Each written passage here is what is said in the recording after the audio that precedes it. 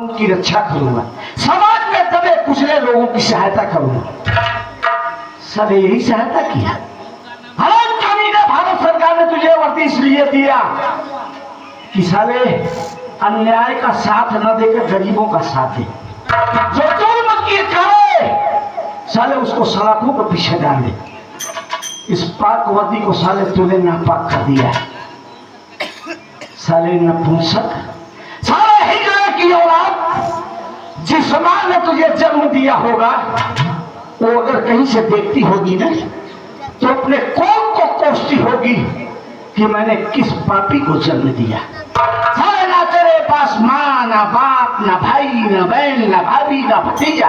तू सारे क्या जाने कि परिवार होता क्या है, परिवार का दर्द क्या होता है। परिवार के किसी शख्स पर अगर कोई मुसीबत आती है तो उस घर के गार्जियन के दिल पर क्या गुजरता है। मेरी पत्नी अपने मरे हुए बच्चे को लेकर तेरे पास गई थी। तूने उस मरे हुए मासूम पर तरस नहीं खाया, मार के साले ठोकर वहां से भगा दिया। साले जी में तो आता है किसी वक्त तेरा टेटुआ दबा के तुझे जान से मार दो जी, मुझे जान से मार दो। वास्तव में इस दुनिया में मेरा जीने का कोई अधिकार नहीं है। मैं इंसान नहीं, वास्तव में एक शैतान हूं, शैतान। दौलत के नशे में मैंने आज तक किसी माँ बहन बेटियों की कदर नहीं किया। हमेशा गरीब लोगों को सताता रहा। शायद इसीलिए ऊपर वाले मालिक ने मुझे इस दुनिया में अनाथ बनाया है। आज मेरा ईमान जागा है, आज मेरा जमीर जागा है। आज मुझे एहसास हुआ कि इस दुनिया में पैसा ही सबसे बड़ी चीज नहीं होता है। साथियों, जिस इंसान के पास अपनी माँ बहन बेटी ना हो, अपना परिवार ना हो, उस इंसान की जिंदगी एक जानवर के समान होती है। पैसे की कीमत नहीं होती है, अपने परिवार की कीमत होती है। मंत्री मक्खनलाल के कहने पर मैं आज तक सारे काम को अंजाम देता रहा।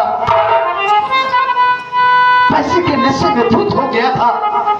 मैंने भारत सरकार ने जिस उम्मीद से मुझे ये पवित्र वर्दी दिया, मैंने इस वर्दी की कीमत नहीं किया। मैंने इस वर्दी को अपने ही हाथों दागदार बना दिया, कलंकित बना दिया। रंजीत, मैं तुम लोगों का गुनाहगार हूं। मंत्री मक्खनलाल के कहने पर तुम्हारे इस निर्दोष भाई को मैंने फंसाया। आज शायद तुम लोग ना पहुंचते तो मेरे हाथों के हाथ अर्थ हो जाता। वास्तव में इस दुनिया में मेरा जीने का कोई अधिकार नहीं होगा जी। मुझे जान से मार दो, मार देता तुझे, लेकिन आज तेरे आंख के बहते हुए आंसू गंगा की तरह पवित्र दिख रहे हैं। ए धनराज, वाकई अगर तेरा ईमान, तेरे जमीन, तेरी इंसानियत जगी है ना तो एक नेक काम कर दे। तू जानता है वो सारा मंत्री मक्खनलाल कहाँ उठता है, कहाँ बैठता है, कहाँ आता है, कहाँ जाता है।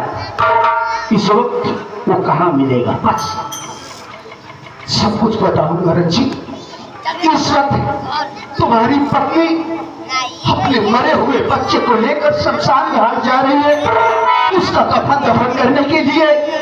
एकमात्र तुम्हारी पत्नी ऐसा सबूत बाकी है जो मंत्री मक्खनलाल को फांसी के तख्ते तक पहुंचा सकती है। उसी सबूत को मिटाने के लिए मंत्री मक्खनलाल भी शमशान घाट जा रहा है तुम्हारी पत्नी को जान से मारने के लिए। तुम दोनों मेरे साथ इस वक्त चलो, कहीं ऐसा ना हो रंजीत की कोई अनर्थ हो जाए। कुछ नहीं होगा, चल धनराज, तो मैं दिखाता हूँ। चल चल।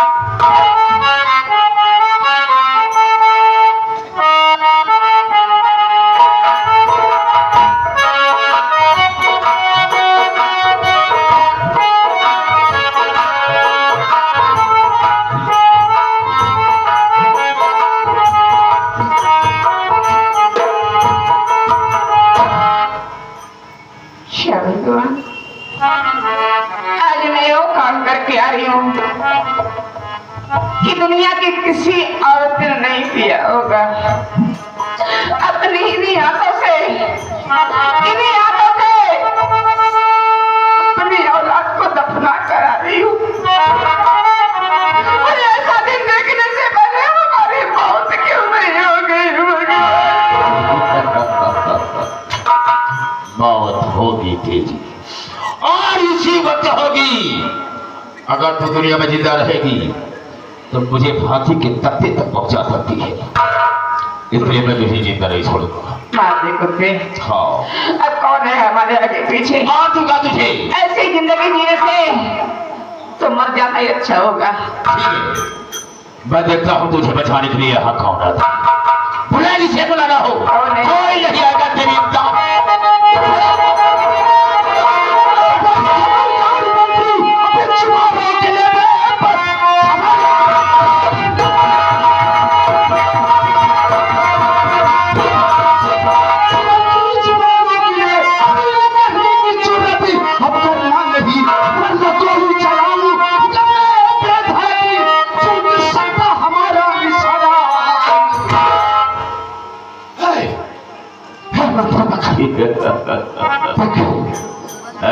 फालतू कुत्ते साले, अब तो कोई ऐसा काबिल करेगा। मेरे टुकड़ों पर फलने वाला साला मेरा दुश्मन बन गया है।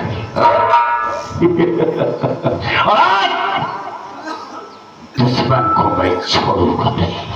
हम तुझे जान से मारेंगे। तू मुझे जान से मारना चाहता है? तुम्हारा तो मुझे जान से हरामखोर। तूने मेरी जिंदगी में छोड़ा ही क्या है? तूने तो मुझे एक इंसान से शैतान बना दिया कमीने। हम मैं इस दुनिया में जीना भी नहीं चाहता हूँ, लेकिन मरने से पहले तेरे सामने हाथ जोड़ता हूँ। वो काहे लिए रे? तू बेशक मुझे जान से मार दे, लेकिन वंदना बहन को छोड़ दे तू। उससे बहुत बड़ी मोहब्बत है कि उसे छोड़ दो। हाँ, उसे छोड़ दे। छोड़ दूंगा। तू मुझे मार दे। छोड़ दूंगा मुझे, लेकिन मैं तुझे जिंदा नहीं छोड़ूंगा। हाँ, चल चल चल।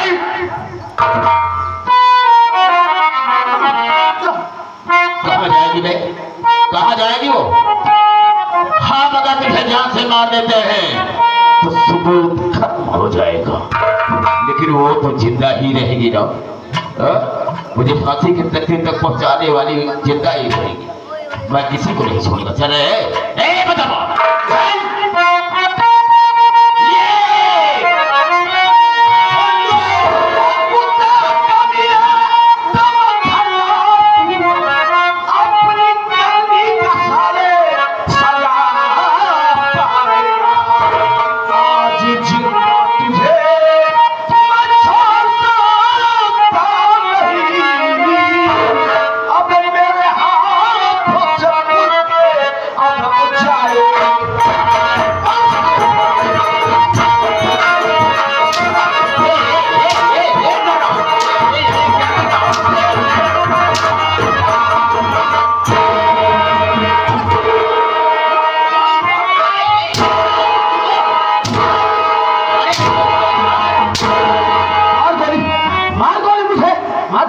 तेरी मंत्री की बहन। देखो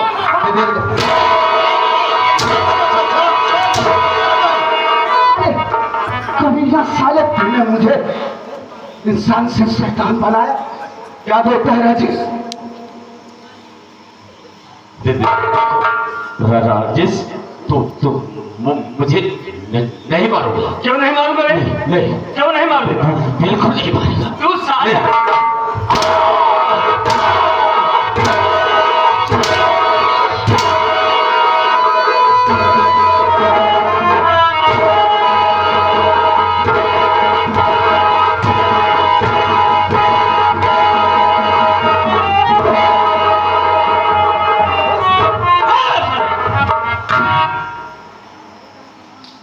देखो रंजीत, मुझे मत मारो। ये प्रदेश तो छोड़कर बहुत दूर दूसरे प्रांत में चला जाएगा और वहाँ नारी निकेतन खोलेगा। मजदूर गरीब बबलाओं की इज्जत से खेलेगा। कुछ नहीं करेंगे।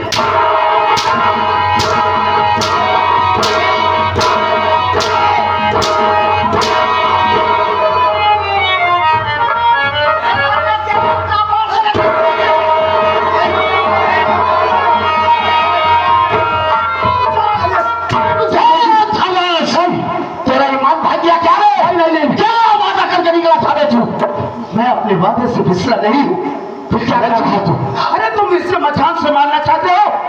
इतने दिनों के बाद तो जेल से छूट कर बाहर आए हो, इसे मारकर क्या दोबारा फिर जेल? मुझे कोई गम नहीं है, गम नहीं है। इसे मार दोगे, चले जाओगे जेल? तो जरा सोचो रंजीत कि तुम्हारी पत्नी का देखभाल कौन करेगा? वो बेचारी पहले ही बच्चे के गम में टूट चुकी है। ऐसा अनर्थ मत करो, ये हरामखोर मेरा शिकार है। इसने मेरी जिंदगी को बर्बाद किया है रंजीत, इसकी जिंदगी को मैं बर्बाद करूंगा। इसे जान से मारने के बाद मैं खुद अपने आप को कानून के हवाले कर दूंगा। देखो इंस्पेक्टर धर्मराज, तुम मुझे जान से नहीं मार सकते, इसलिए कि मैंने बहुत रुपया तुझे दे चुका हूँ। हाँ, मुझे बता दो। सही कहता है। हाँ, मैं तुझे नहीं मार सकता। अरे मार तो नहीं सकता। तूने मेरी परवरिश एक बाप के समान किया है, लेकिन तूने कभी बाप का फर्ज अदा नहीं किया। हर बाप सोचता है कि अपने बच्चे को मैं अच्छी परवरिश करूंगा, उसे अच्छी शिक्षा दीक्षा दूंगा, एक मुकाम पर पहुंचाऊंगा। तूने मुझे मुकाम पर पहुंचाया तो, लेकिन संस्कार तूने मुझे कैसा दिया? कभी भी तूने वो संस्कार नहीं दिया। बेटी की कदर करना तूने नहीं सिखाया, हमेशा दौलत की लालच देता रहा तूने। आज मेरा भी कलेजा कांप रहा है कि मैं अपने बाप को मारने जा रहा हूं, लेकिन इस शक्ल के पीछे मैं उस शैतान को मारना चाहता हूं जो समाज का दुश्मन है।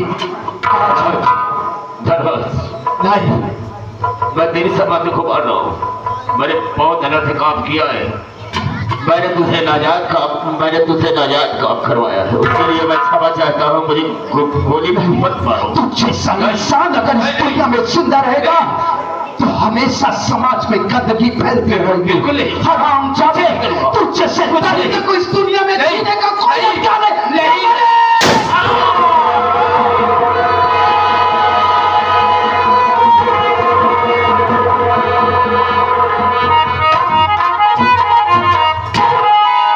वंदना बहन, यहाँ आओ। देखो बहन, मैं तुम्हारा बीता हुआ कल तो वापस नहीं कर सकता, तुम्हारे मरे हुए बच्चे को वापस नहीं कर सकता, लेकिन मैंने तुम्हारे बच्चे के कातिल को इस दुनिया से मिटा दिया बहन। हाँ, मैं जा रहा हूँ, अपने आप को कानून के हवाले कर दूंगा बहन। जिंदगी सलामत रही। अगर कभी जेल से बाहर आया मैं तो वादा करता हूँ कि तेरे यहाँ तो मैं अपनी कलाई में राखी बंधवाऊंगा बहन। मैंने तुम लोगों के साथ बहुत ज्यादती किया, हो सके तो अपना नालायक छोटा भाई समझकर मुझे माफ कर देना बहन। धनराज भाई, आज आपने मुझे अपनी बहन बना के अपने सारे पापों को धो दिया। मैं इंतजार करूंगी उस दिन का जिस दिन तो हमारे हाथों से अपनी कलाई में राखी बंधवाएगा भाई। रंजीत भैया, जा रहा हूँ, हो सके तो मेरी गलतियों को माफ कर देना भैया। मैंने आप लोगों के साथ बहुत गलत किया, अपना छोटा भाई समझकर मुझे माफ कर देना रंजीत। धन्यवाद। साथ से जा, तू अपने आप को सरेंडर कर। तू तो जानता है कि मेरे घर में चांद से प्यारी से एक ऐसी बहू आई है जो शहर के टॉप लायरों में से एक है। मालिक ने चाहा तो मैं बहू चल तुझे बाइज्जत बरी करा के दिया कराऊंगा, और जिस दिन तू जेल से छूट कर आएगा ना, हम दोनों भाइयों के घर का दरवाजा तेरे लिए खुला। चलता हूँ भाई, अपने आप को कभी अकेला मत समझना धनराज।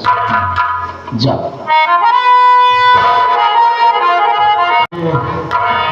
पूज्य गुरु जी, ये रहा हमारे आदरणीय दुर्गेश पांडे जी की संगीत का आखिरी शीर्षक। रात भर हमसे हमारे साथी कलाकारों से काम करते हुए बोलते हुए कोई गलती या गुस्ताखी हो गई हो तो अपना भाई या बच्चा समझ के माफ करेंगे। इसी उम्मीद के साथ जय हिंद, जय भारत।